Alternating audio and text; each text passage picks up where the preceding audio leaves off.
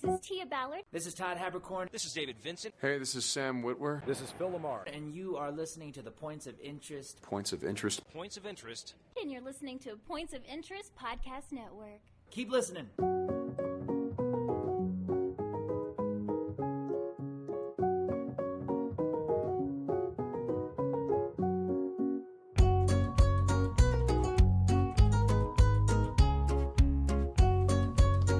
Well, hello and welcome to the Points of Interest Podcast.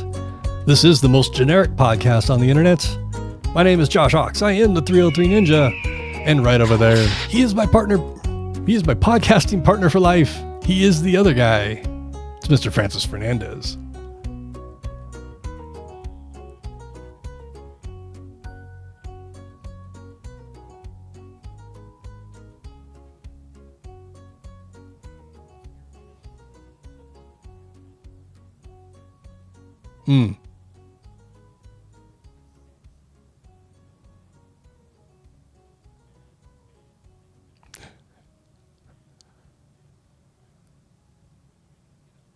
It's just two guys sitting in an empty. Oh, no sound for me. Look at that.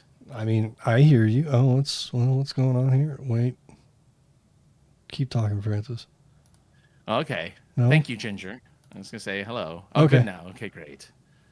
Good. So anyway, what were you saying? One of these days, audio will be. Because last week it was you. Yeah. This week so you're making it even. You're evening it out. But yeah, no, I like this. I was thinking of old public access television. Oh, yes. It used to be really fun and weird, and I feel like this is what it is nowadays. The internet is public access TV. Oh, totally. I love to see. It's because look, it's two guys here, and one guy's got a whole array of buttons and things to control, and the other guy's there to cover up when the first guy fucks up. Not really. No, I think that would be fun. Yeah. I think that would be a lot of fun. A Yeah. variety show or something. Like you get jugglers to juggle. You get like somebody to sing like the national anthem with their armpit. Stuff like that. Really Right. old school. Okay, so Yeah. this does tie into something that I tweeted earlier this past weekend. I think it was that I want to interview the guy that runs Raw Rolling Papers. And Yeah, sure. And Right. his energy is that kind of energy. You know what I'm saying? It would work on the public access of old. But I really would like to talk to that guy. I just think I don't know, like the only people that I've ever known in life, fictitious or otherwise, that were passionate about paper were the people in the office, and they really didn't care about paper. So I mean, the show is never about paper. right, but it's the closest thing I got, man. To talk to somebody who is passionate about paper would be fun. Not about paper, Yeah. but just his whole industry, the rolling paper industry. Yeah. Like. Yeah. I can see that. I can see you doing that, and then when we you do it in segments, so that in between segments of the show, we'll be like, we'll be right back with Rolling Paper Guy after these important messages, and then A little snippet. we'll do some fake.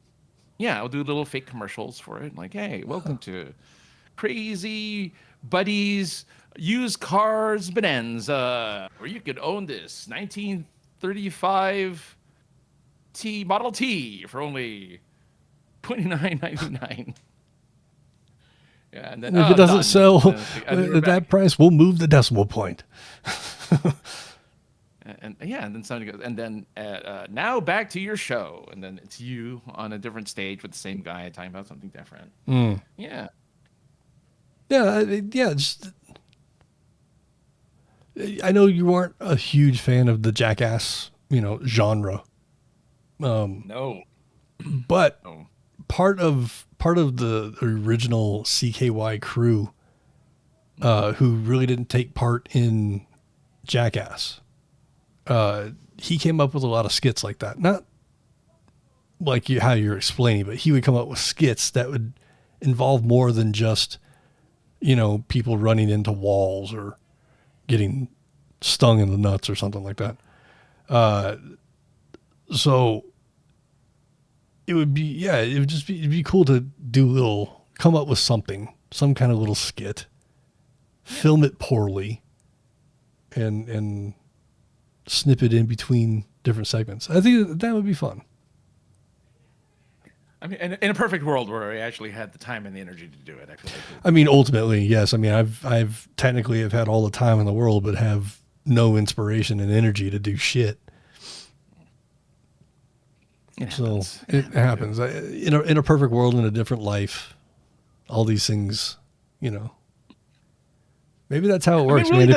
Yeah. If you have these thoughts, maybe that's how it works. Like, in the alternate realities, that's your other entity, your other whatever. What's the word I'm looking for? Life in a different plane.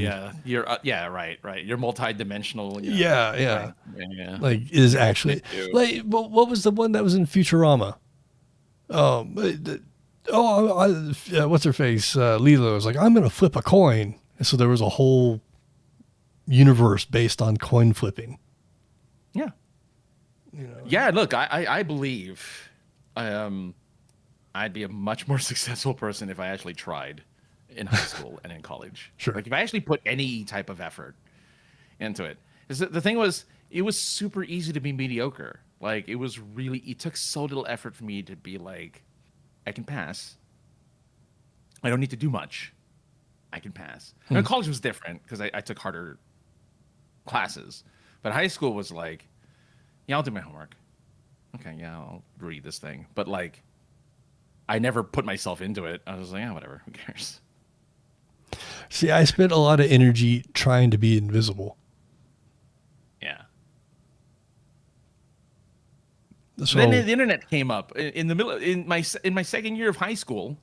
The internet, I discovered the internet, and I was just screwed ever since because I discovered the internet it was a thing, and I had been addicted ever since.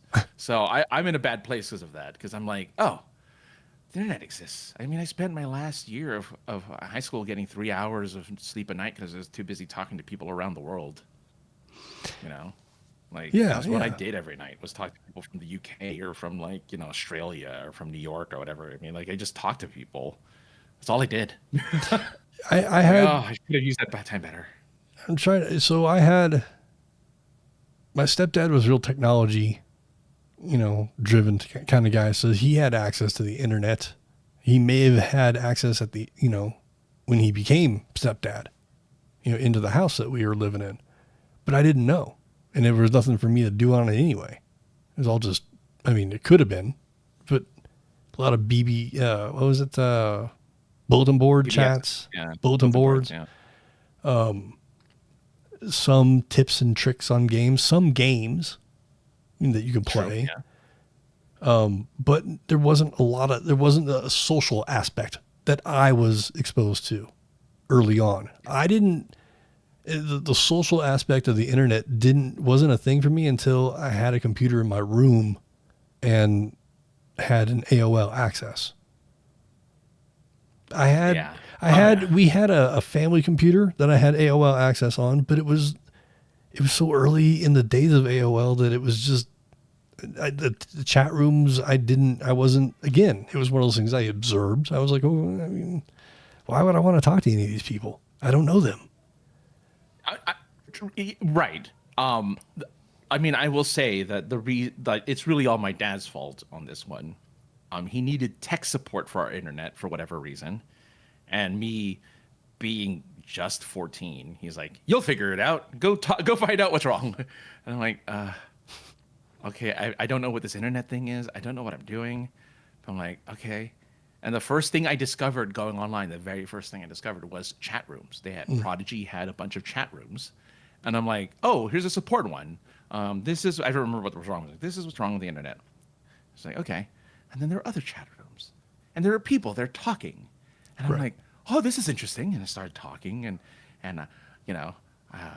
I had my first long distance crush from that because there was a girl there that was like my age, surprisingly, who was just like, oh, let's go talk and let's, whatever, and all this stuff. Like, oh, this is great. And so I unlike you, I was immediately thrown into the social aspect of it, which is why it ruined my life. If I didn't discover that early on, it wouldn't have been an issue. If I just could email customer service and be like, what's wrong? But no, I discovered chat rooms at 14, at my impressionable age of 14. It was the end of me. End. Awful. That's funny. Yeah.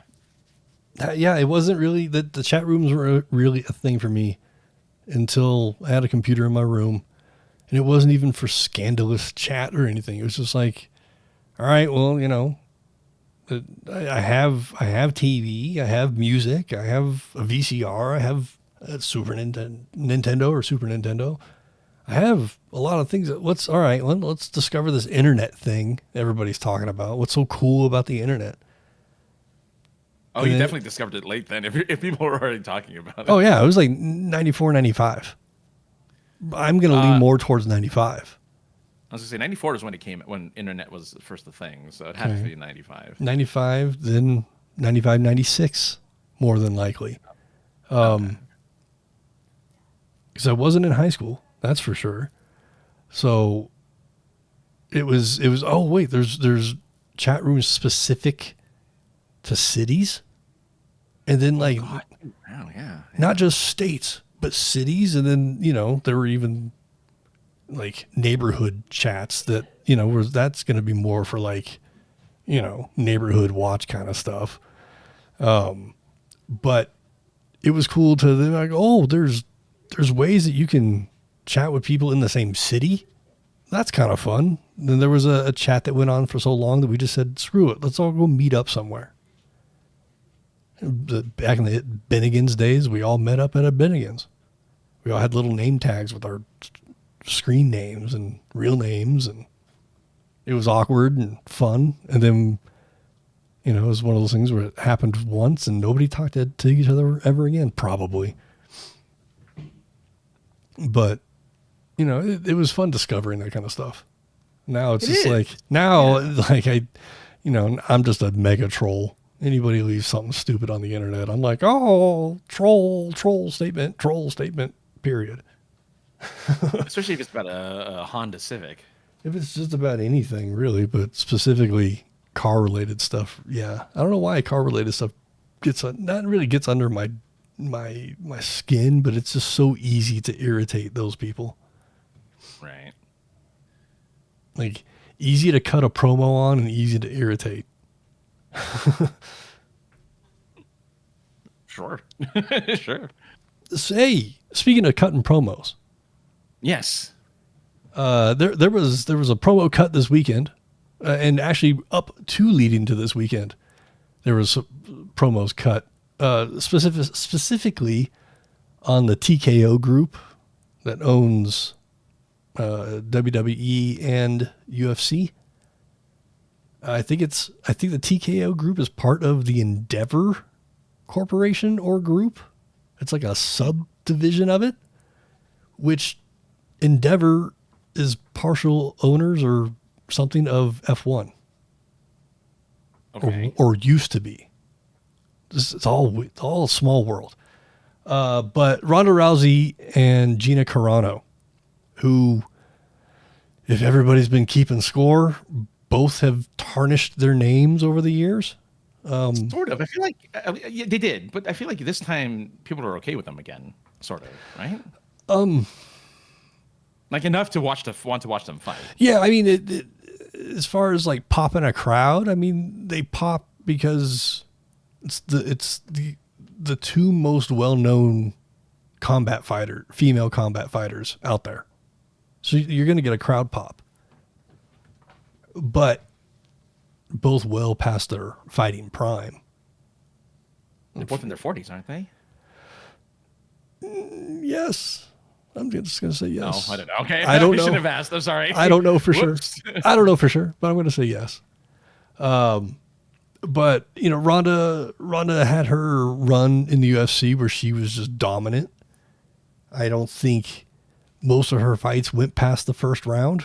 I think most of her fights were won within the first 2 minutes by armbar. That's what made her popular, was that she was undefeated for quite some time until some rando striker beat her, I think. Holly Holm was the girl's name. Lady's name, excuse me. And Holm didn't even hold that title for very long, didn't she? She just got I don't believe she held it for super long, but Ronda got knocked out twice in the UFC. Yeah. And that second one was the end of her UFC run. And she, I don't think, parted ways with them very nicely. I think there was some heat. We're going to use a bunch of wrestling terms. A bunch of heat when she left. And then went to WWE and pissed off everybody there too. Fans and locker room. Yes. Yeah. So then she still under contract. She just left and basically just sat at home, sat her contract out. Then, I don't know exactly the background, how this fight came to be exactly, but for the last, 5 years, Gina Carano went from co-starring in a very popular Star Wars show to being... She's going to get her own show, yeah. Yeah, I think there was plans for the Cara Dune, the Shock Trooper show. Yeah. She was a favorite in the Mandalorian. Yeah, big time. And I mean, not to skip over her fighting career, but she was basically known as the first female combat fighter. Obviously, she had to fight other females. She just can't go out there. It's not Japanese wrestling fighting the Invisible Man. But as far as popularity and success, she was up there. I mean, she had her own solo film. So, yeah.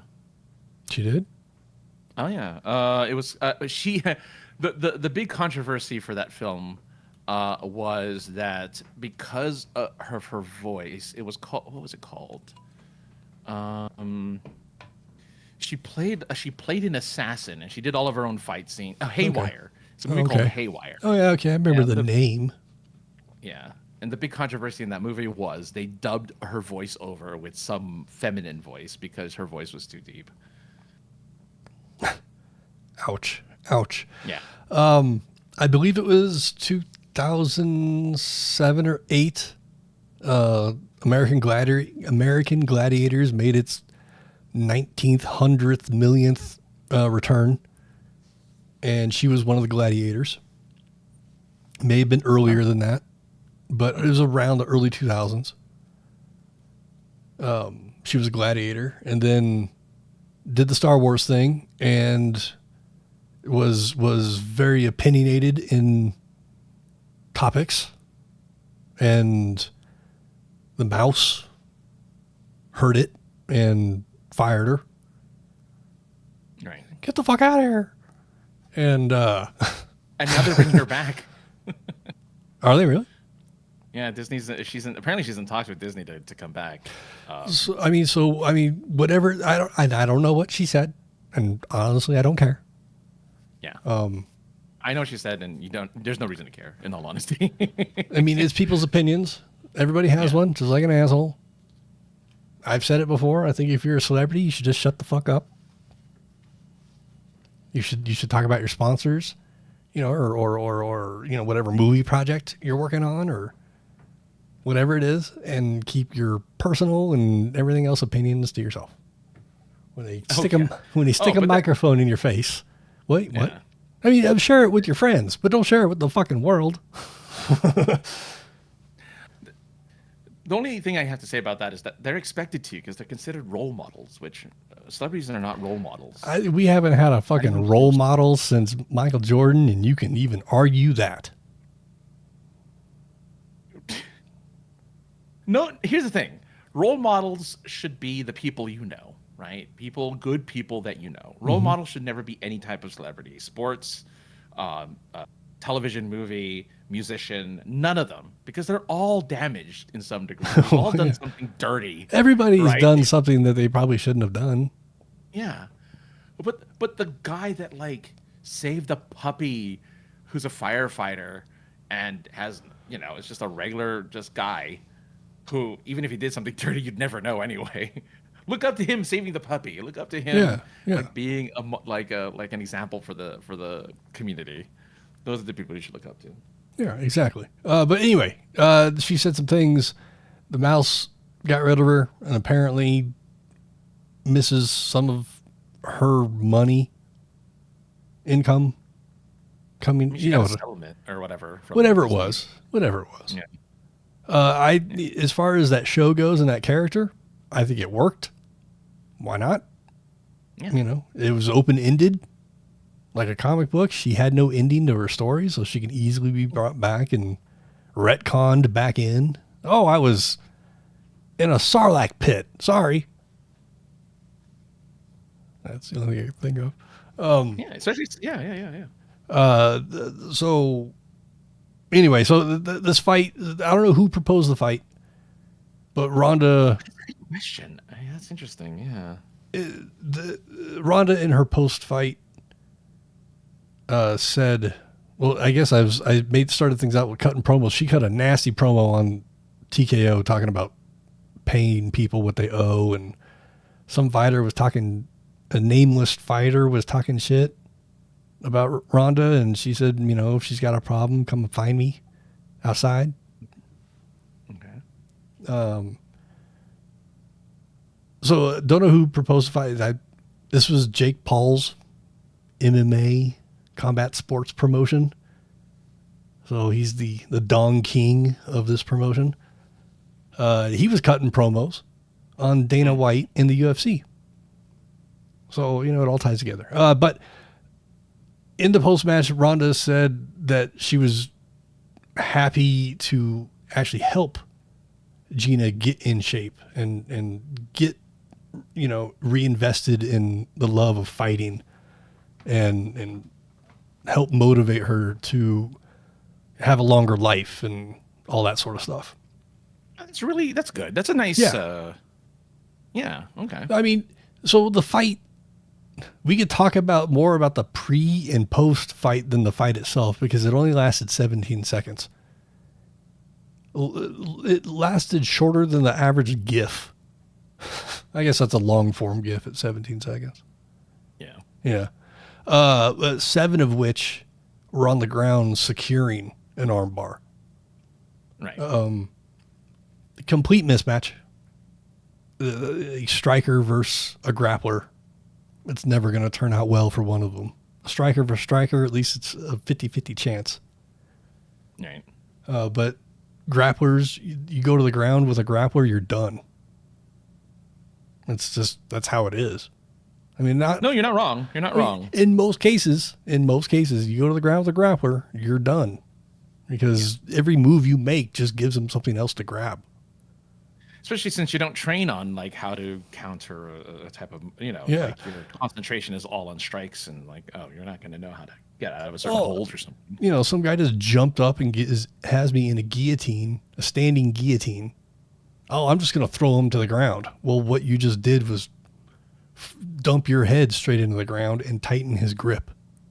So if you didn't just knock yourself out, all you did was just tighten his grip around your neck. Right. But yeah, there was really no, what's her face? Gina really didn't try to escape from the armbar. Once she realized she was in it, she did a little bit of trying to escape and just was like, nope, that's it. Her post-match. Once you're locked in, you don't want to injure yourself more than like, you don't want to break an arm or something or dislocate anything, which, having been in an armbar before, I understand, right? Like, because you used to roll. I did in college. Yeah. I used to do jiu-jitsu in college. So her post-match interview, it was frustration. She just spent the last, let's say, year. The biggest, the best part is that she dropped 100 pounds. Yeah. And got in shape. Huge. So like, she was very disappointed in her performance, but I think ultimately happy with where she is in life today. Yeah, she looks great. But she was unhappy. She's disappointed because she didn't get to. She's got all this energy, and then now she can't put it out anywhere. Basically, Well, hopefully she does more fights. Hopefully she. And that's what that's what they were trying. trying to egg on and not egg on, but kind of poke and prod and see if there's another fight in her. And honestly, I don't remember what she said. I think she said this. I think she said this probably past me, and maybe if I was teamed up with a striker, I'd have a better chance. But I don't know if that's going to happen. She is old. She's 44. Okay. And old in terms of fighting, not Big old time. as in age. I mean, yeah. I mean, she's 10 to 12 years removed from the fighting scene. Ronda's 39, so there was a 5-year difference between the two of them. Fair. So and that can make a difference, that could make a difference in energy and whatever. So but Ronda's not 100 pounds overweight and pre-diabetic. Right. My one hope for this is that she'll do movies again, because I thought she was fun. I liked her fight scenes in Haywire. I thought they were really good. Plus, it was an all-star cast. I looked up who was in the movie. I'm like, oh my god, Michael Douglas is in this movie.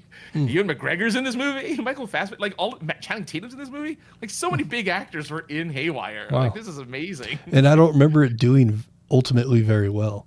No, it did poorly. That's the funny part. It did really poorly, but it had an all-star cast. It had even Antonio Banderas is in it. Like, it grossed $34 million worldwide with a budget of $23 million, which means that it completely, utterly failed as a movie. Yeah. I mean, at least it fucking made its money back, at least. Yeah. I mean, I'd love to see her just go out there and do stuff like that again. Do movies, do Mandalorian, do whatever. Just go out there. You're thin now. You're fit. You can do. I'm sure you can do fight scenes. I'm sure you can do some stunts. Do it, Gina. I think people will welcome you back. Yeah, for sure. I mean, like I said, I don't even remember what she said. So it was such a nothing thing anyway. I mean, people took it because everyone takes everything too seriously. But Sure. It was a nothing burger. Like, who cares? Yeah. She can go back. I'm sure she has an audience. I'm sure she has fans. I mean, I'm still a fan of her. I didn't care. Yeah. I'm like, I'm more of like, I liked her as Cara Dune. I liked her as Haywire. Like, yeah. When I watched the fight, I looked at it from different facets, I guess, different perspectives, and I was like, yeah, here's two people that like have not, if they haven't tarnished their own, been tarnished. Right. Two people that don't have the greatest of popular opinion yet. Right. Through ups and downs in life, here we are again. The two most well-known female combat fighters in a hexagon, not the octagon, in the hexagon. It's kind of sad, actually, to think, now that you think about it.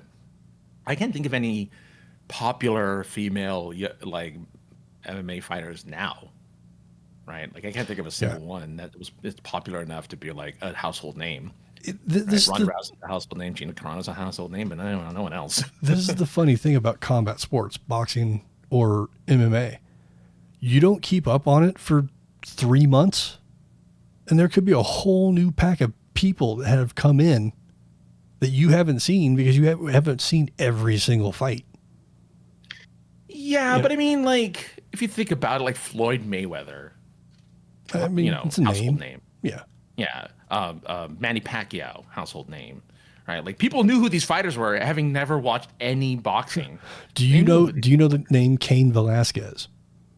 I know Kane. I know the name Kane Velasquez. I couldn't tell you much more outside of, like, I know the name. Was a UFC fighter, was a WWE wrestler, was a prisoner in the Mexican prisons. And wow, okay. There's the curveball right there. Yeah. And he was one of the celebrities at the Jake Paul run Chingadera. Which was this thing, Gina? Yeah. Ronda. MVP, I think is what they called it. The promotion. Jake Paul thing. I no longer care. Yeah. I mean, I ultimately. So this motherfucker, he had his own like velvety private booth with like bottles and its own table and a big chair to sit in, adjacent off camera to the hexagon. Mm-hmm. And I kind of had it on the side because I was only really watching it for the Gina and Ronda fight. Because I was like, I'm not going to know who any of these people are. There's going to be celebrities in the crowd. You're going to see that. Yeah. But you're not, I don't know who these fucking people are. And then there was Kane. And I was like, oh, ex-con Kane making an appearance. Good for him, I guess. And then weirdly, CM Punk was there, which it's only weird because he's an employee of TKO and this whole promotion is against TKO. So that was interesting.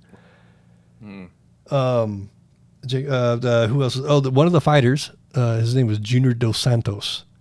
Again, former UFC fighter from like 10 plus years ago. I know that name. Yeah. Then you know that name. He got knocked the fuck out. There was like 3 fights that happened. And I was telling Francis before we hit record, I'm watching combat sports since it's not Inception, but it's television Inception. And people getting knocked out doesn't bother me unless, and the same thing happens in hockey or boxing. You don't see it a lot in boxing, hockey especially. When people get knocked out and they get locked into whatever playing position or whatever their last position was, when they get locked in position, that's hard for me to watch. Otherwise, if you just get knocked out, I'm like, he'll be fine. But it's the ones that stiffen up.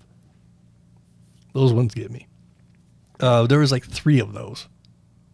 And again, have it on the side monitor, not really paying total attention, but you see the replay or you see it happen. It was just like, oh, Jesus. Why were these 2 matched up together? Obviously, Jake Paul has no idea how to do matches. Well, he doesn't know how to cut a promo either because he said, I don't know if I can actually say this. Don't then. Okay. It's not worth it. It's not worth it, man. I'll try and edit myself. I can edit myself. I can do it. Okay. He said he may have called out TKO, but he definitely called out Dana White in the UFC. And the Brown House. Okay, gotcha. I know what you're saying. Okay. And I was like, and I heard that, and I went, I don't know if you can say that.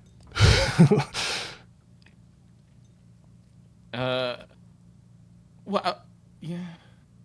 I guess. I don't know. I just when I heard it, that was it. I wrote it down because it was like, oh, bullet point. Like if it makes my eyebrows dance, I find it interesting, I guess. No, I gotcha. So yeah, that happened. And I mean, overall, like I said, the fight could have been an email. Sure, but I feel like here's the thing though. The internet didn't really have anything bad to say about it, which makes me feel like they watched it. I saw a few tweets about how it was short, but I didn't see ongoing hate for anybody. I didn't see any ongoing well, they deserve it, blah blah blah. I didn't see the usual just vitriol that comes with a lot of these types of people. So that makes me think, oh, it was either super minor, nobody's really paying attention to the fight anyway, or they're okay, great, they're back, cool, and they're maybe people are just hoping, but that's it, oh, they're back, great, cool, moving on, right? It's just great. So yeah, maybe that's the case. I don't know, but I hope it is. I hope it is just there's nothing negative, and it was just oh, they're okay, they're back. I mean, the only negative stuff I saw was that so many fights went fast, the first round, that that at the end of the night, when this one goes 17 seconds, everybody was just, not everybody, but there was a section of Twitter that was kind of oh, Well, yeah, of course you want to. If you're gonna pay, was it a pay-per-view thing? It was. I mean, it was on Netflix, so I don't know if you have to pay for the event on No, not top for of Net- Netflix? Okay. It's like the But I Logan think Paul. I mean, I can't verify. I didn't do any, cross referencing, but I'm going to assume some of the complaints I saw were attendees of the event. Right. Which makes sense because again, if you want to see a fight, you want to see it last. You want to see two experts in their field. Right. Like go back. I mean, you don't after wanna like see- the eighth Mike Tyson fight, you should be prepared to leave. As soon as they go ding ding, you should grab your purse and grab your jacket. It's time to go because it's going to be time to go in a second. You should know that. But if it's your very first Mike Tyson pay-per-view and you don't pay any attention to the undercard and you only pay attention to the main event, you're going to be disappointed. I guess so. Nobody knew how this was going to work out. No. But I mean, that's even when I was paying monthly for the UFC fights. It's like the undercard starts at, let's just say, 4:30. I mean, I'm tuning in. It's a $50 thing I'm paying for. I'm watching every second of it. Right. And a few nights ago at the Montreal and Buffalo Sabres game in Montreal, they were up 3-2 on the series. They could have put the Sabres away, got their asses handed to them the whole game. The game started with the entire arena a sea of red. I've never seen color coordination like that in an NHL team in a long time. Oh wow, okay.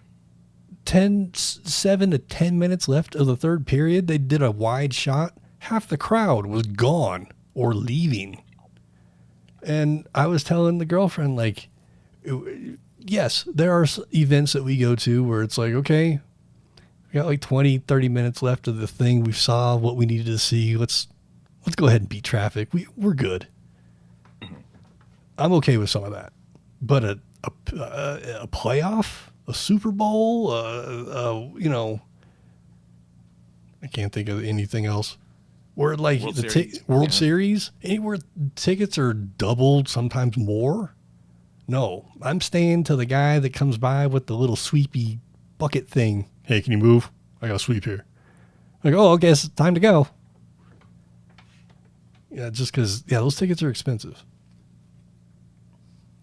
Anyway, speaking of expensive, what is expensive, Francis? I don't actually. Taking roughly 80 Pizza Huts, mostly based on the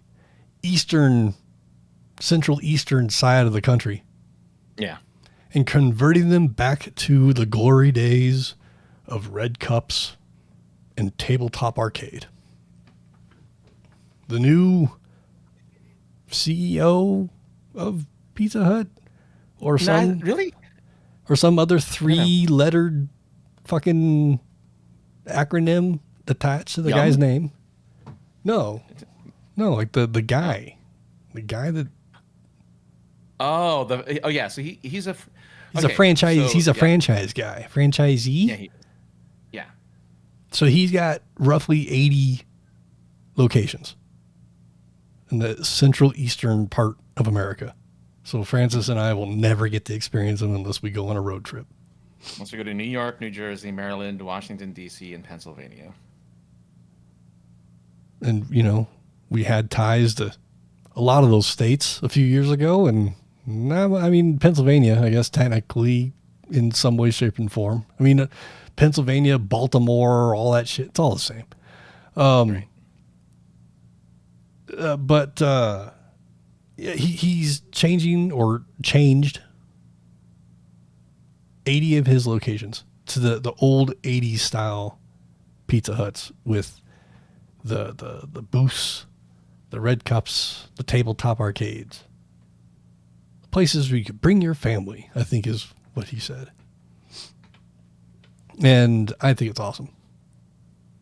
I think so too. I'm actually very excited to bring back the because Shakey's is the only one here that does like the lunch buffet. But Do you have CC's? no CC's. Okay. And Pizza buffet. I was actually apparently there's 2 articles about Pizza Hut, and I was reading the wrong one. This one, yeah, he's the I guess the franchisee. Or the franchise is Dolan Corporation. And yeah, he's converting the 80 of them into the old 80s and 90s, which I used to go to all the time. Actually, I used to always go to these sit down Pizza Huts and like do their buffet or whatever. Which apparently a lot of other countries still do that. Like the Pizza Huts in other parts of the world held on to that. Yeah, But, you want to know why? It's because they're civilized. They know how to wash their hands. They didn't have a pandemic to tell them to wash their fucking hands. But I'm excited for this. I really think that it would be great if it was out here. It would be. But I know they're not going to do that. I actually don't know. I was wrong about those states because this article doesn't have the names of the states that it's going to be in. But I hope they do make it out west. I hope they make it to Colorado and California. Because I would totally pay to, at a reasonable price, like at the same price as Shakey's, which is like $20 for, buffet pizza, which is pretty good. That's the size of a large. So like if you can eat a large, which shouldn't be, that's a lot of pizza. But if you happen to be able to eat a large, well, and they have other things. They have pasta and they have mashed potatoes and they have salad bar or whatever. Yeah, I'm down. I'm in it. I'm so glad. I'm so glad that they're doing this, especially after all the memes I've been seeing about the old being nostalgic about the old Pizza Hut. So I'm excited for this. When I first saw things coming up about it, I thought it was internet talk, internet just being let's be nostalgia today. So I actually wrote in my notes here, supposedly, when I wrote it down. And then I looked into it further, and I was like, it's not really supposed. It's happening.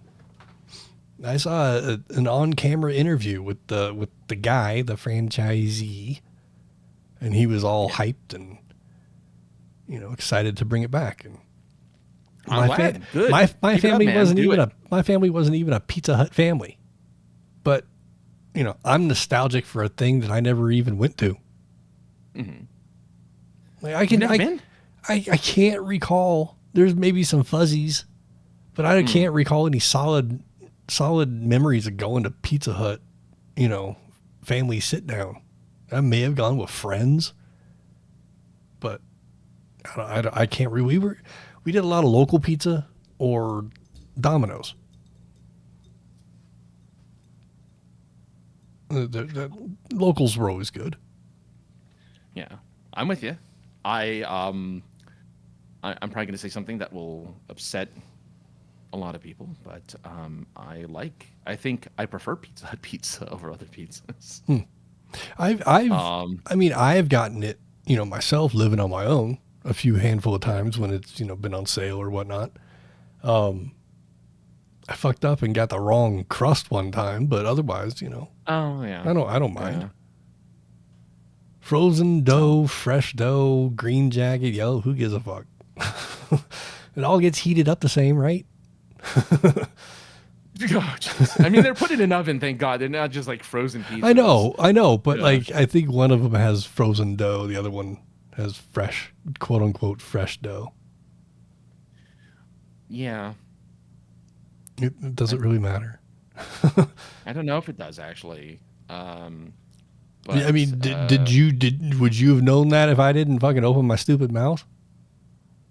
I don't even know if it's true. I just saw something one time, talking about frozen and fresh. I thought Pizza Hut was in that fucking conversation. But no, I'm here for it. And you know what else I'm also here for? What else are you also here for? I think we should bring back Blockbuster. Not just. Somebody else said that. I think the internet's starting to bring it, talk about it, but all the streaming services, okay. Here's where the root of this one is. I purchased years ago episodes of a television show that I was like, you know what? I want to watch that television show. I'm going to go watch episodes, the ones I purchased. And they show their purchase, but you click on it. We no longer have the rights to this. Mm-hmm. And that irritates me because you're not really purchasing digital content. You're renting it as long as they have rights for it. It's just irritating. You purchase something, you should be able to keep that stupid DRM. No, we're purchasing. We're not purchasing the item. We're purchasing the license to use it. Yeah. So with that irritant and streaming services getting more and more expensive and not having everything, maybe we should just go back to Blockbuster and Hollywood and mom and pop video stores. Maybe that's what I should do. Find somebody stupid enough to give me a bunch of money and open a video store. Well, you could be like, what's his name? Joe Truton in McKinley Park in Chicago, who still has a video rental store open. Who apparently is continuing. That's called quick research right there. Yeah. It's called the Video Strip. It still exists. They have over 25,000 titles that you can rent from them. So like 16 of those are probably really good. Right. Which apparently Blockbusters only had 3,000. So I think it's more than just 60. And you're going to have at least 100. I worked for a guy right out of high school who owned like a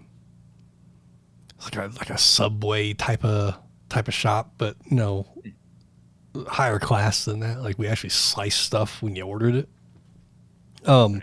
But he picked that up from one time owning the largest video rental store in America.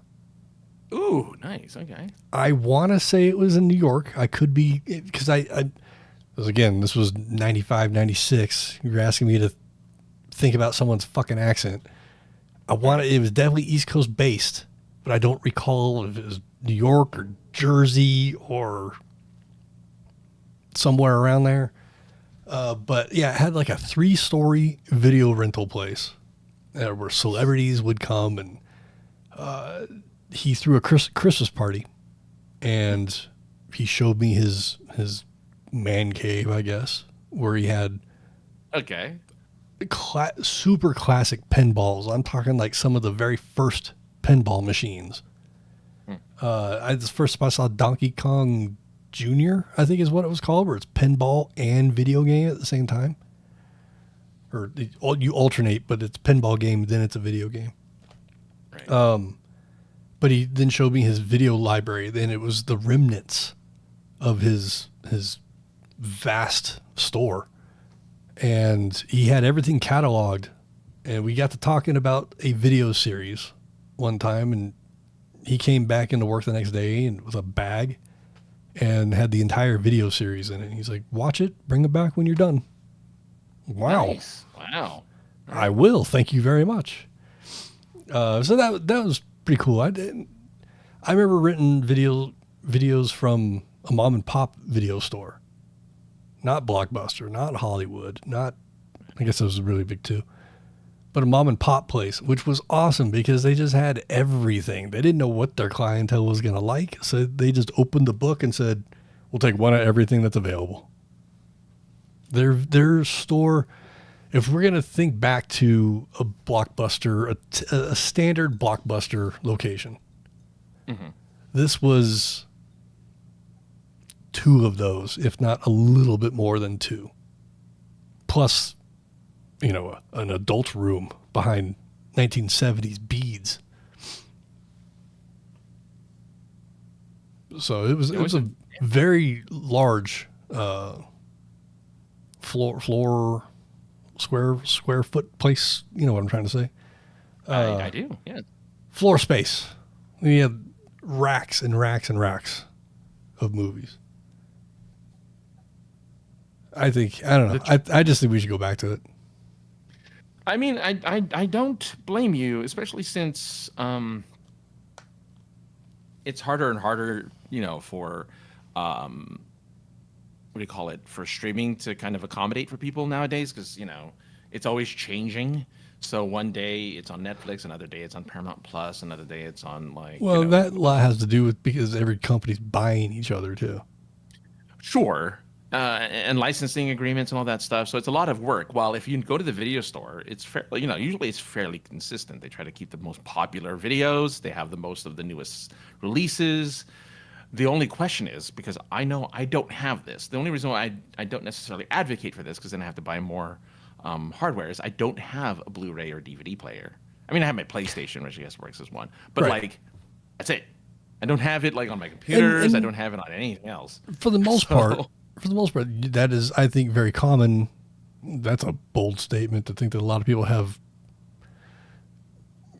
disk drive gaming machines, but in my head, it's still a viable option as a entertainment hub. Yeah. So I don't. I mean, I still own. I have a Blu-ray player. It's in a box somewhere. But I do own one. Yes, I have the Xbox. But those anything where you stick the drive, the drive sucks the disc in. Those are drives waiting to be failure. That's the other thing. Yeah, there's equipment failure. There's all this stuff. It's just a lot of work, man. Well, all you have to do is click a button, and there you go. Your movie's done. Yeah, VHS has its issues too. Like you have a shitty VHS player, it's going to eat a tape, and then you're out $75, not $750. Right. You had to buy cleaners for your VCR. You had to put a cleaner in your VCR. Yeah, not just a certain sector of the populace getting high on VCR cleaner fluid. Yeah. No comment. Yeah. I didn't, but I knew that was a thing. I knew it was a thing. Never, wasn't part of that sector of the world. But it's I don't know, man, and maybe it's nostalgia talking, but there was something cool about going to the place and finding the movie you wanted, and knowing that there was just right behind the dummy box was the thing you wanted. So I'm going to very briefly explain why this may come back. With the rise of AI, I recently watched a video of the evolution of the Will Smith eating spaghetti video. Nightmare Fuel is what that should be entitled. The first parts are the first 3 years of the Will Smith eating spaghetti thing. But now, they did one for 4 different years.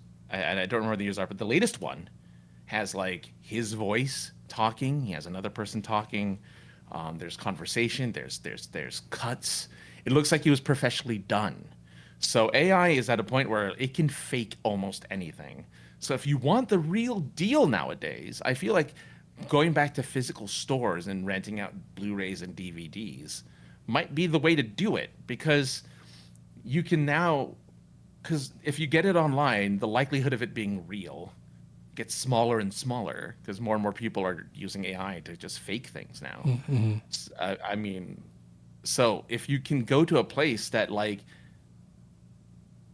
wouldn't benefit at all, because they'll lose money if they rent out AI video slop, they rent you the real thing. They'll rent you the real Independence Day. They'll rent you the real whatever movie you're looking for. They have to, because you'll come back and I'm never coming here again. You lose a customer. Mm-hmm. So, I think so. I think your dream of the physical store that rents stuff out might come true sooner than you think, because I feel like AI is going to ruin it for everyone, because people just put fake movies of a thing that exists. A fake Shawshank Redemption. I'm picking old movies, but a fake, fake of these movies that young people have never seen before. They're oh yeah, I'm gonna rent this. We're gonna watch this. When you're scrolling Twitter, do you ever see those videos where it's an AI video and some asshole put together hey, here's the here and then and now cast of Alf, and they show the yeah I've seen that. I hate it. I hate those. When the first couple, I watched the first couple seconds and be all right, how accurate are we looking at? And immediately I'm nope. I I'm going to fuck this up. George Carlin had a bit where he said, you ever talk to somebody and in the first couple of seconds, you could tell that they're just full of shit. And then he had other things to go with it, a few more seconds, and this guy's lying. Whatever. He had 3 examples. It's getting to be like that with videos where the first couple seconds I'm like, huh? And then I'm like, oh, fucking asshole AI. Yeah. It's whatever it might be. I love kitty cats. So, you might be scrolling and there's something that's cat. I'm like, oh, cat. And then like, wait a second. There's no way the cat is hanging onto a kitten on a ledge during a flood. And then the cat willfully jumps into the boat. This is not happening. This is AI. This pissed me off.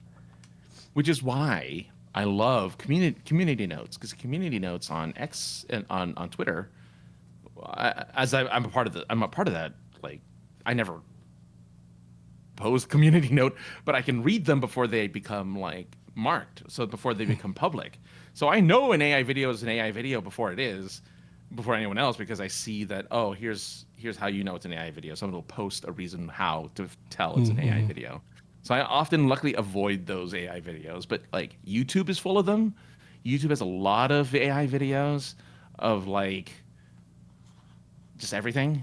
I've stumbled upon, because I hit a tiny little wormhole of the category, the different generations, the summarization of different generations.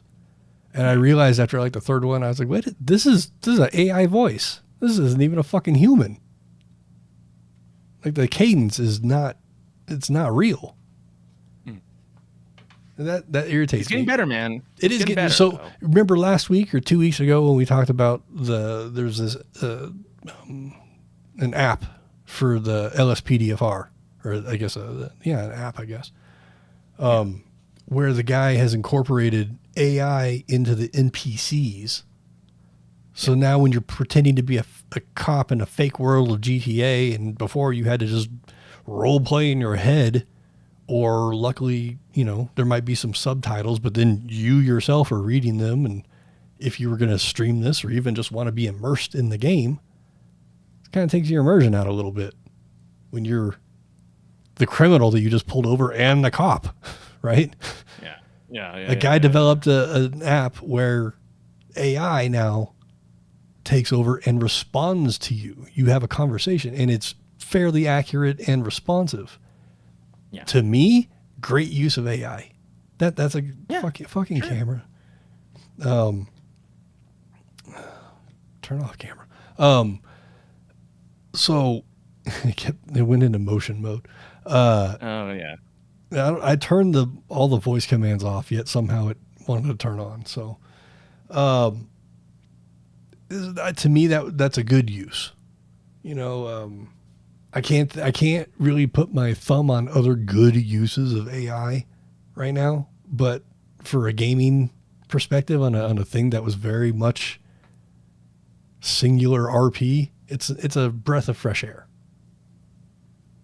AI is good for a lot of things. I'll admit, like, if you want a summary of something that's written, usually you can do a pretty good summary of things. Like if you're like a 10-page thing, or like a movie summary, even you can do a pretty good job of a movie summary sometimes.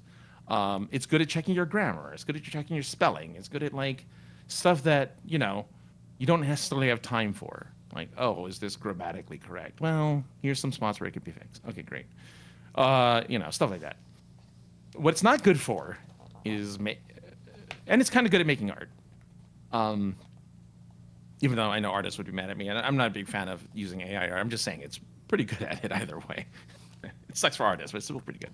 But so yeah, I mean, AI has its uses, but for the most part, I think it's just going to be destructive, because at some point, like, it makes people realistic enough that we can start using it for evil. And like. We have a whole movie series explaining how robots and tanks and skeletal robots that kill people and stuff. Oh, okay. Well, anyway. John Connor. I thought you were going to go Black Mirror. I didn't think you were going to go Terminator, but yes. Yeah, we have Terminator, yes. But like, but I'm saying, like, James Cameron, right? James Cameron. Yeah, I bet you James Cameron's rolling. He's not dead, is he? No, he's alive. Oh, I bet you he's rolling in his office chair, just mad and upset. Like, I made movies about this. Why are we going down this road? There's a lot of like, it's so funny because there's a lot of literature and movies and TV shows about the bad stuff that we're doing now with AI. And the reason why I brought up the Will Smith thing was, except for certain angles, it looked like Will Smith. It sounded like Will Smith. That means you can frame anyone you want if you have enough photos or pictures of them. And even then, maybe you don't need that much. You can frame them to do whatever you want. You know? There was a time where Photoshop was banned from porn sites because of revenge porn, right? You put your ex-girlfriend's face on like this nude body or whatever. Yeah, or even just revenge porn and you upload your own sex tape. Right. But part of revenge porn was putting a person's face on someone else's body, and then but now, super easy to do. Any celebrity you want, there you go. They're naked doing nasty stuff. Just ask Gronk to do it.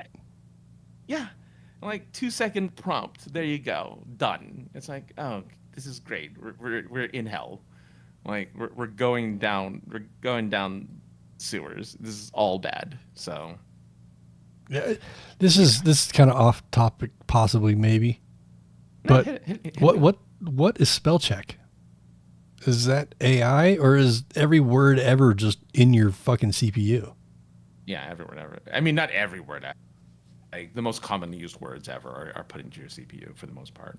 Like there'll be certain words that spell check, like, because spell check has been around forever. It wasn't AI. Right. That's why. Okay. I guess. Yeah. I answered my own question with you. Right. Yeah. It wasn't always AI. It was just a list of words that had the correct spelling of it. Okay. Yeah. I mean that was like a legit question.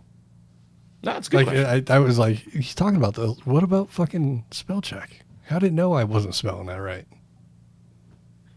But it can't have every word, which is why AI is good for that, because it can technically scrape the internet for the correct spelling of a word and correct spelling or whatever.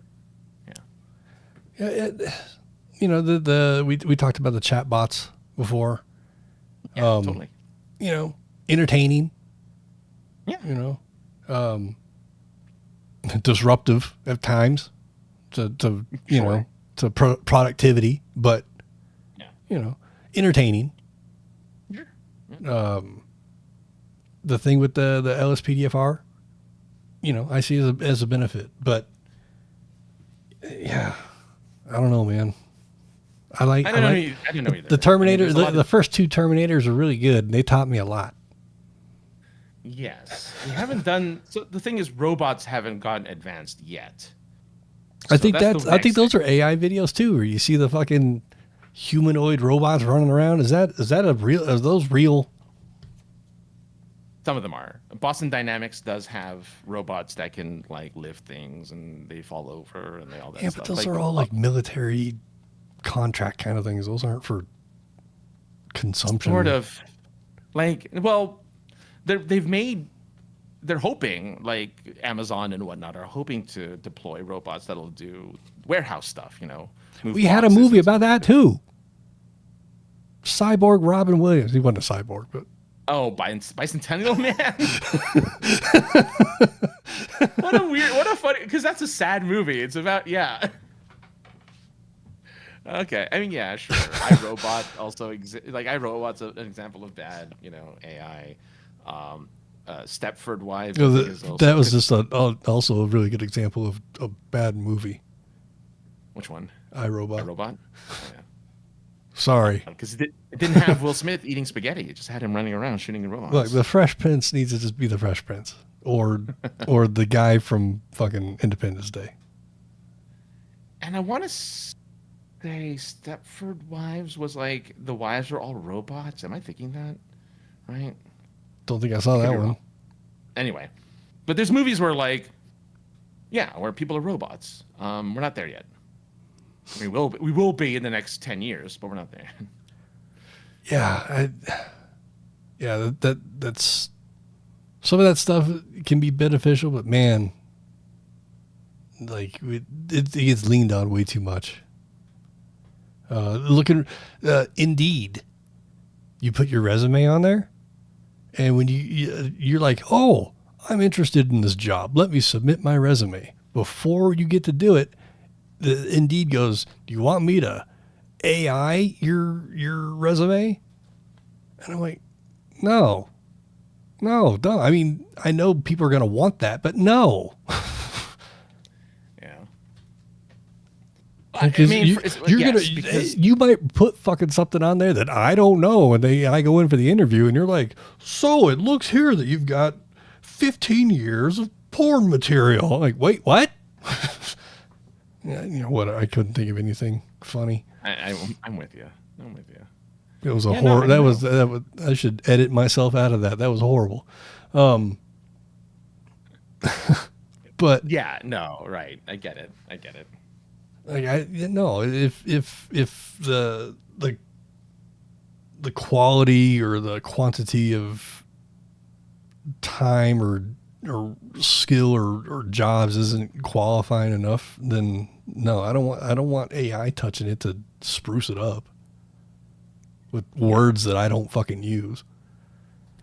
Well, I mean, from what I've been reading, AI isn't making much money, which is why AI is pushed on everything, because AI isn't making its money back for the amount of money it took to develop the software and to develop the system. Right now, I actually have been seeing a lot of, what do they call it? AI coders, I think is what it was called. No, I guess that'd be more for like building AI. Well, I mean, AI does do coding, but I believe I'm probably wondering if AI coder means you code alongside AI, which is something that people do, where they fix the code that AI does. So AI will make the code, and then a person goes in and double checks because. Oh yeah, I wouldn't be any good at that. Yeah. I was like, well, oh, I mean, if can I teach AI how to be me? That'd be rad. AI is just I guess to put for me the final note on this is like AI is now being injected into dating apps. Bumble is now getting rid of the swipe system and letting an AI algorithm pair people on Bumble now. That Bumble's the women make all the decision choices, right? Right, and then they changed it to where either one can. Bumble has gone through so many iterations now because it's losing money. Okay. So now they're going to lose more money. Well, that's the iteration of it that I knew was. I don't see any. Yeah, I'm gonna let you do it because any term I keep thinking, I'm like, no, that sounds horrible. So women are allowed. So in Bumble, usually, or well, in most dating apps, men can reach out immediately to the person that they swipe right with. So if they swipe right with the person who swipes right with you, the guy can go ahead and message you first. In Bumble, it gave the power to the women. So they're like, well, do I like this person? Do I want to message them? So the woman gets to have that power to be able to communicate with them first.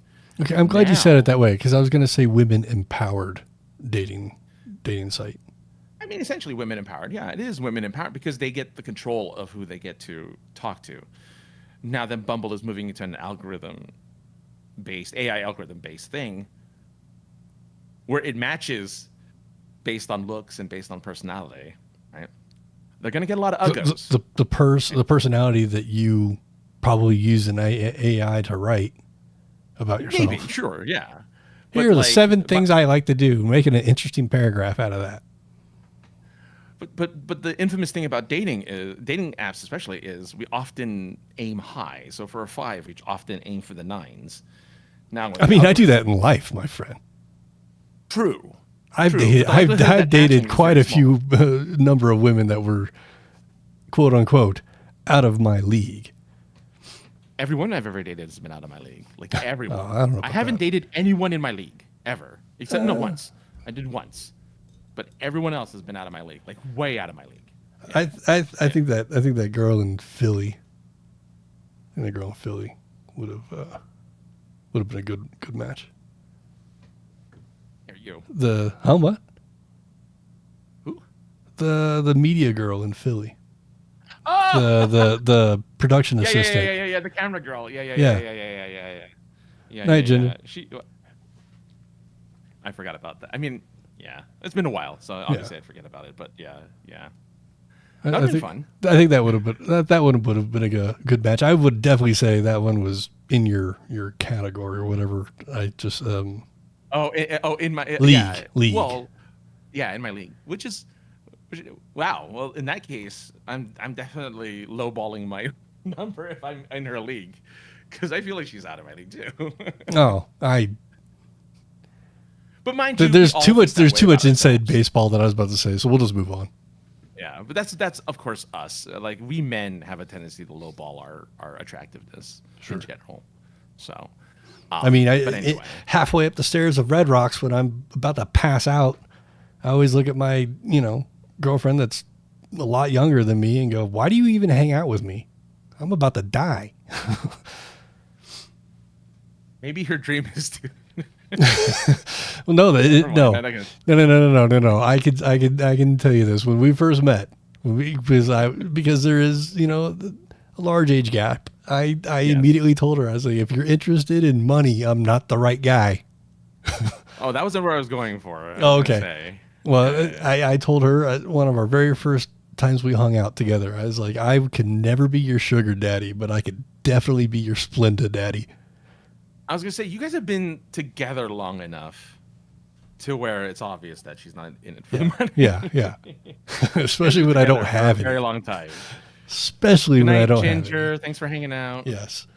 But speaking of money type things and whatnot, let's talk about a little the current current state of gas and weed. Well, first, this is a win, I think, for people in the weed world. The TSA recently announced that medical marijuana, let me say that again, medical marijuana is okay to take on your carry-on and your check-in. What do you call that? Your check-in baggage. Your check-in baggage. Both totally okay as long as you have your license, your prescription with you, which I think is awesome. It also had a statement attached to it that said that I'm gonna have to use my brain power. Something to the effect of the TSA does not look for illegal drugs. It's up to the TSA officer TSA officer discretion to inform local PD if they want to. Basically, I'm paraphrasing, but it kind of goes back to what I've always said. If you're cool about things, everybody else will be cool about things. Exactly. Yeah. If you're an asshole and you're trying to take, half a fucking pallet of weed with you someplace, you're gonna get stopped and talked to. But you're taking a little tiny personal amount, no one's going to care. So that's awesome. The other thing about weed and gas, more specifically, it is now cheaper, Francis, to purchase weed than it is to put gas in your car. I'm sure. I'm not surprised. Now, especially here in California, I'm sure. I mean, you can argue what's going to last you longer, a tank of gas or a gram of wax or an eighth of weed or what have you. But it's cheaper to go buy weed than it is to fill your tank. Is that everywhere or is that just in Colorado? I mean, I don't know about everywhere because I can only talk about where I live. But I mean, as an example, the girlfriend, she texted me on her way home. She said, I paid over $50 to fill her Honda. And she doesn't drive a Honda truck. Right. She drives a Honda car. Right. Over $50 to fill it, which is disgusting. Yeah. I don't know. You have $5 gallon. You must have $5 per gallon gas then. I believe that is the average. Okay. The cheapest place to go around here is Sam's Club. But we don't really talk about Sam's Club.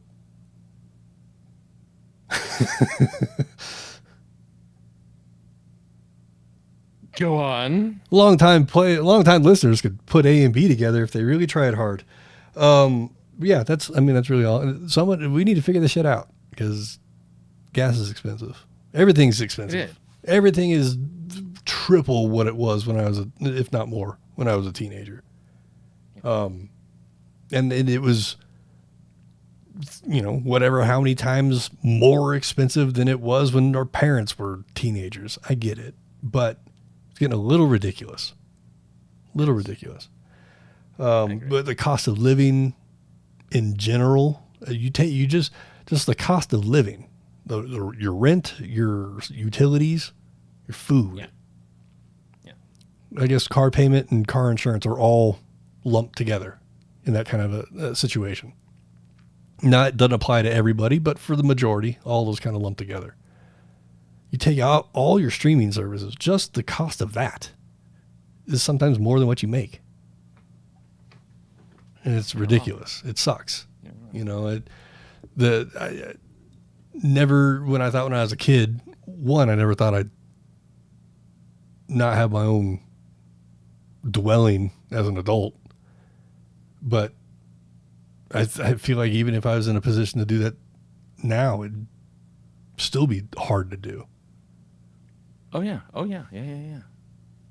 Like I'm with you, man. the cost of building a home, even whether it's custom or you just, have a buddy. Well, I guess it would be custom, taking a track home and modifying it. It's going to cost, but it's just like, yeah, you and I were talking before we hit record, how the hell do you get a job, an entry level job when no place will hire people without experience? Well, how are you supposed to get experience when nobody will give you any? Yeah. Like, do they expect everybody to get all their experience of everything at McDonald's? Well, I mean, even in that same conversation, we brought it up because I was saying I read recently somewhere that like AI will be taking over entry level jobs for a lot of like office work and stuff like that. So how do regular people find entry level work for places if AI is going to take over? Like, where do you get the experience? Mm-hmm. And so it's really interesting. It'll be really interesting to see in the next 10 years how the younger generation. Go ahead. Yeah, I was just saying, which neither of us have kids, but it'll be interesting to see where they go, like how they handle, the job market in a decade. When I was a kid, it was nice to be able to take your resume, if you had one, and just walk into a place and be like, "You guys hiring?" Right. Fill out an application, and they look at the application. Let's say it's an office job. You just walked into the office. You talked to the secretary. The secretary found somebody. They came out, looked at your application. You go, "Can you type?" And you go, "Yeah, I can type." "When can you start?" Sort of thing. Not saying that they were desperate for people, but they looked at your stuff and went, "Yeah, we can use you." You can't walk into any place and be like, "You guys got an application?" Because they're just going to tell you do it online. Yes. You can't. You can. Exactly. You can walk into a place with your resume, but you're going to be looked at as an asshole. Yeah. No, you're not wrong. Can't you submit this online? Well, yeah, I could, but now you got a face to the fucking the piece of paper and a personality. I might stick out. Yeah. I think it's 6 months ago or a year ago, we talked about how parents were going in for Gen Alpha. Yes, going in with their kids on job interviews. Job interviews, yeah. Yeah, doing the due diligence that you should do. Ask about benefits and money, and I would, as my personality right now, you go throw me into an 18-year-old's body going to get my first job, and my parent is there, I would be mortified. But that's my personality. Throwing back. And also a different era. Yes. You weren't coddled I mean, I'm not saying they're coddled. I know that's like the big like, well, you're old. You think we're all coddled? And I don't think young people are coddled, but I do think that based on what I've been seeing recently, whether it's real or not, at least the impression I'm getting about young people nowadays is that yes, they rely on AI. They rely on everything else but themselves to get stuff done. They rely on all of the outside stuff, whether it be parents, whether it be AI, whether it be anything else other than themselves to get stuff done, and that's really scary as a person. I worked for a place that we hired younger people, 18, 19-year-olds, and part of our job was writing official reports that might be seen by courtrooms and lawyers and police officers. And, after being there for a few months and reading everybody's styles of reporting, I took the best parts of everybody's and made a supercut of a document. And all you had to do was fill in the blanks. So when the new kid started, I said, here is a template that you can use. It's all written out already. This will work for every situation that we're ever in. There's space to add extra information if needed. But as long as you fill in the blanks, you'll have everything that the job requires you to do. And this kid was like, no, I'm going to have AI do it. Yeah. Like, okay. But by the time you're done feeding it everything, you could have just typed it in. So, I'm not going to tell you what to do. I'm not your boss, but it's already done for you. I'm just going to have AI write it. And then, they hands it to me and I read it and I'm just like, what? Some of this sounds good. And some of this is words that this kid has never even said before or know what they mean. Yeah. So no, go back and change some of this. This is good, but you don't speak this way. Do you even know what this word means? You're going to need to if this goes to court. So yeah, I'm not a fan. No. AI to recreate people's voices when they no longer have a voice. Thinking back to what was that movie? The Maverick. Val Kilmer. Yeah, you're right. He was in Maverick, but he also has a whole ass movie where his entire body, like everything about him, is AI. So the AI inputted Val Kilmer into a whole movie that came out, I think, a few months ago or something. Wow, I didn't know that. That's.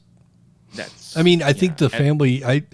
That you say it, and there's fuzzy memories in my head of hearing something about it, and for some reason, the family okaying it or approving it is sticking in my head. It did.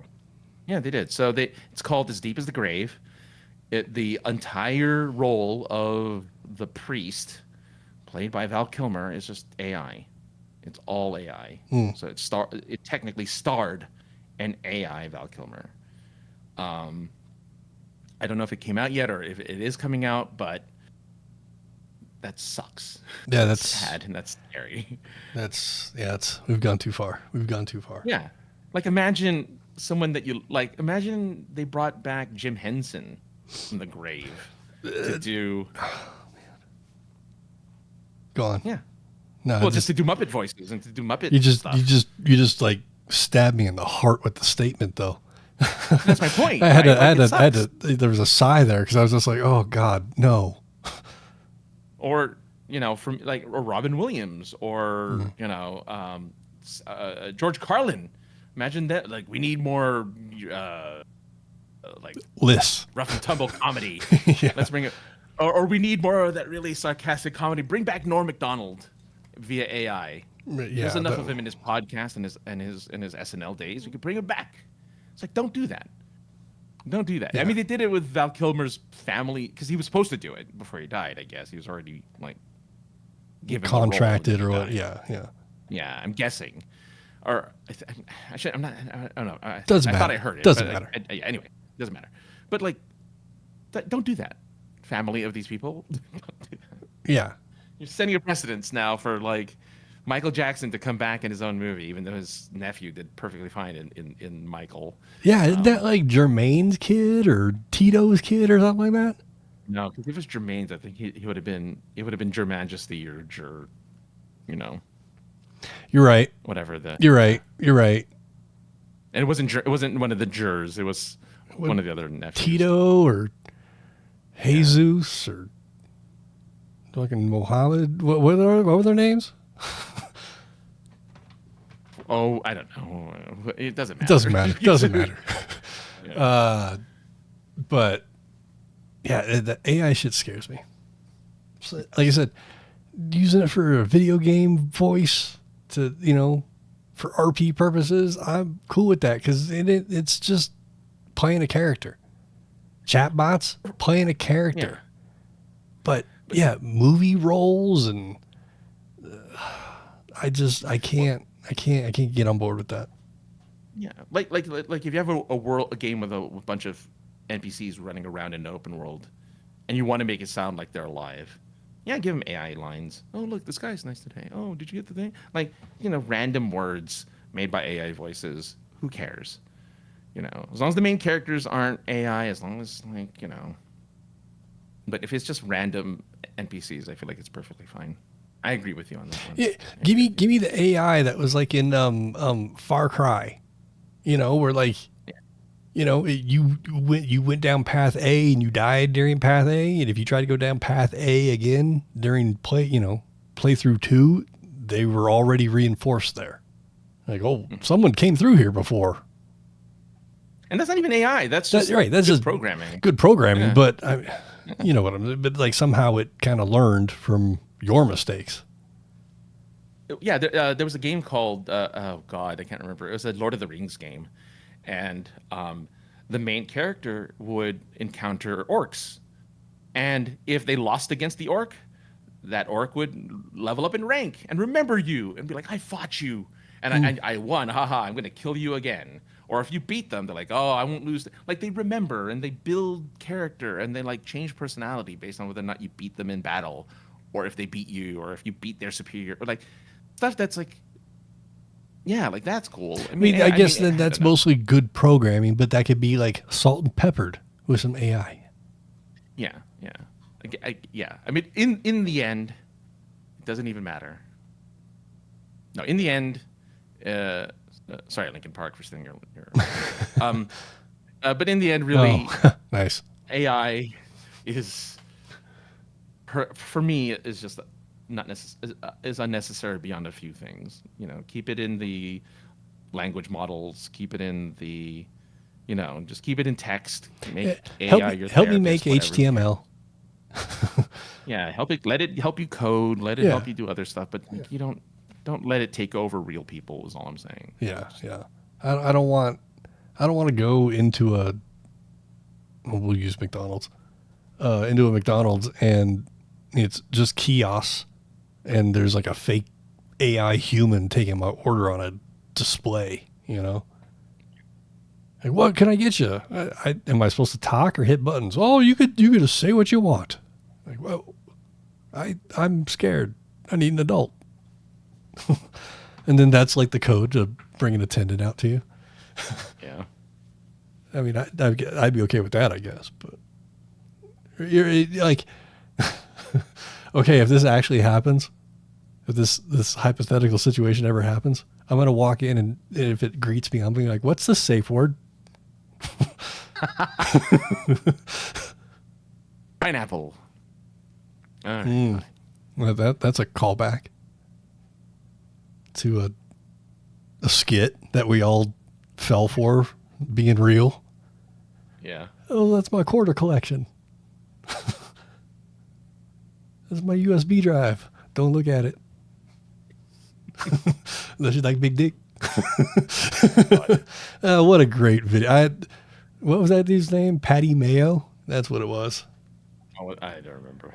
A fake bounty hunter, but back before we all figured out it was fake, it was a lot of entertainment. I hate to speak on a downer on a lot of these podcasts, but I do have to bring this up. I know it's late. Francis wants to go to bed probably, but Tom Kane was announced that he died today as we record things. If you don't know, Tom Kane did a lot of voice of everything you've heard, but most popular was the voice of Yoda for the Clone Wars cartoons, if you want to call them that, and the voice of Professor Utonium for the Powerpuff Girls, along with a lot of other Cartoon Network cartoons at the time. I don't know the whole guy's story, but I know he started in radio and eventually moved into TV, TV movie type of voiceover roles. I was lucky enough to have 2 really long conversations with him. Once in 2012 during the first Denver Comic-Con, he was a guest, and I spoke to Tom for about 2 minutes, and then I spoke to almost every single popular character he had ever been for the remainder of the conversation. When I mentioned to him that I wanted to be or try to get into voice acting, Tom didn't reply. Yoda replied and basically told me to move to LA. Chase my dreams and move to LA, but in Yoda's voice. And during our run at the Philly Comic-Con, the Great Philadelphia Comic-Con, excuse me, the small show that the Points of Interest Podcast Network, which was a thing at one time, was the main moderators and presenters, I guess, of the show. Mm-hmm. But I believe it was my first or second year there. Tom Kane was one of the guests, along with Denise Crosby and Deep Roy that year. Those are the names that are popping off my head right away. And Tom and I, along with our longtime podcast buddy, Jimmy McKnight, the 3 of us sat down and just talked about life. Not about the con, not about traveling, not about, do you have any pointers to get into about life? Just 3 dudes talking about stuff. And what sticks out mostly in my memory of that conversation was apparently my breath was so bad he offered me a stick of gum. And I said, do I need it? And he said, yes. But that night was really cool because he and Denise Crosby did karaoke. They were like the main drivers of the karaoke section of the after party all night. And I have video that respectfully I was asked to never release by showrunners and a couple I think they were agents of these 2 people. I believe. Mm-hmm. Because there was a lot of drinks that had taken place. Sure. And, people don't want to have the wrong impression of people, I guess. But I have video of Tom Kane singing Rock Lobster along with Denise Crosby, the grand or great granddaughter of Bing Crosby. She was also a Star Trekker person, I think DS9. No, Next Generation, but go on. Okay. I don't know. But the 2 of them, I think it's the 2 of them singing Rock Lobster. And I had Deep Roy running around with his own bottle of drink and questionably dancing with people. Okay. I just say that because of his stature. It was hard to tell if it was dancing or something else. Flailing. Yeah. But yeah, I was asked never to release the video. And every time I've gotten a new phone and I go through, video and make sure files are transferring over, I run into those videos and I'm like, oh, that was a fun time. And now that I mention it, I think tonight I'm going to scroll through to the bottom of my phone and find those videos and, and watch them, just because it was really cool to just talk to somebody. Like we have surrounded ourselves in the last 15 years or so, 10 to 15 years, we've injected ourselves into the world of Comic-Con and have been fortunate enough to be in elevators with celebrities and people of that stature. And as much as it doesn't matter how much you're around it, not for everybody and not for every single person out there, but for a lot of it, it's like, holy shit, that's a celebrity, you know? Yeah. Do you remember when we waited for the elevator and the doors opened up and there was like a God beam coming down on Alice Cooper? I mean, I know you saw that. Okay, well, I saw the God beam. You just saw a guy in a leather jacket. You're like, who the fuck is this guy? But it was like, holy shit, that's Alice Cooper. I almost did the we're not worthy, it's I had a professional wrestler who I have grown up watching want to take a picture with me with his phone. Why do you want to take a picture with me? I'm nobody. But it's cool.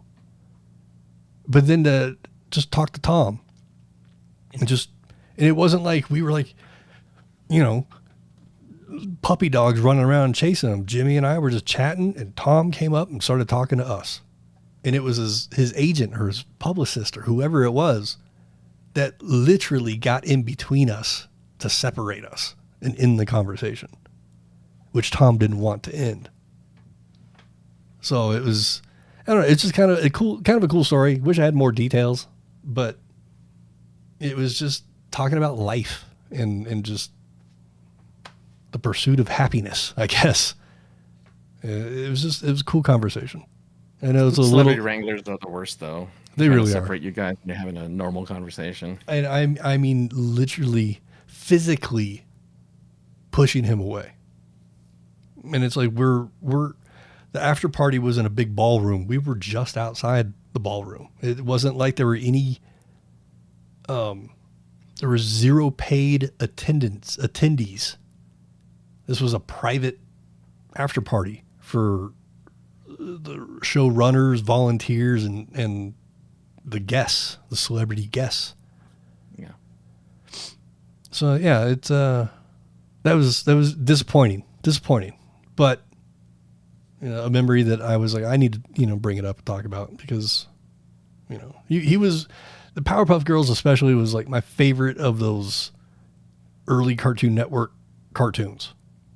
Like I'm so happy I have a little brother that's 12 years younger than me because it was the perfect time for me to sit and watch cartoons with my little brother during that Cartoon Network. Was it Genndy Tartakovsky era? So Powerpuff, Dexter's, Johnny Bravo. I know he didn't do all of those, but maybe he did. Samurai Jack, all of those type of cartoons, that era of cartoons. I was glad that I was able to find one that I really liked. That Powerpuff hit me in all the right feels and fun and comedy, I guess. Sure. And we've gotten to meet one of the Powerpuff Girls, E.G. Daily. You and Shelly have anyway, or Shelly got to. Oh, yeah. Shelly has, and then I met her through Shelly. Yeah. WonderCon, yeah. And then I was in the same panel room as Tara Strong, but not for me, And I was like, oh, let me get some Tara's pictures. a little more harder. Tara's a little harder to. A little hard to obtain. Yeah. But yeah, it sucks when people are gone, but life moves on. But I just wanted to share that just because. Of all the celebrity type of people I've got to meet, Tom was the most down to earth one, probably. Yeah. Sure. I mean, it's a very personal story, so I don't see why you'd want to not share that because it is very, Yeah, it was cool. But we've gone way over on time. Francis is probably gonna pass out or is late on food or something. So. Extra juice for everybody tonight. Hope you had a good time. Francis, where can people find you on the internets if they wanted to do so? One of these days we'll do a 2-hour show just randomly, I guess. We're building up for it. We're getting there. We're building up to the big 2-hour special. Yeah, that should have happened probably 2 episodes ago, but whatever. Oh, that's true. Whatever. That's why that show was titled Just Another Show. Linktree.com/aka the other guy for everything. Social media, books, and other shows that I do. So go check that out. Linktree.com/aka the other guy. You can find me at you can find me at linktree.com. What the hell is it? The 303. Start a sentence in English. Ready? Well, I mean, you have to. I know you're doing. It's just padding for time for the song. Well, I understand you're doing this for comedy because you have to wait till the song ends. I wish I was. Good, I wish I actually was. My tongue is getting tied. Linktree.com/the303ninja for everything me and POI involved. Next week, actually, the what is it, 28th to the 31st? I will be at Denver FanX Denver Comic Con, whatever you want to call it. I'll be there as media and press, running the floor, taking pictures. If you're there, come say hi. Or you'll find me in the panel rooms 2 of the 4 days. So that'll be fun too. Don't know what those are yet, but we'll talk about them next week. Anything else to say, Francis? Not that I know of, but that was funny though, because it's like, I'm down, you know. I was really struggling there for a second. I struggled even after I slowed down. I don't know why that's so hard for me. Anyway. Go. It's fun. It's fun con. Anyway, yes, very fun show. 4 days of geeky entertainment. 2 days of me. Weekend. That's crazy. Get the long weekend. Yeah. 2 days of me entertaining you. Which if you're not doing it here, it's not going to work there either. But hey, we'll see you next time. Bye.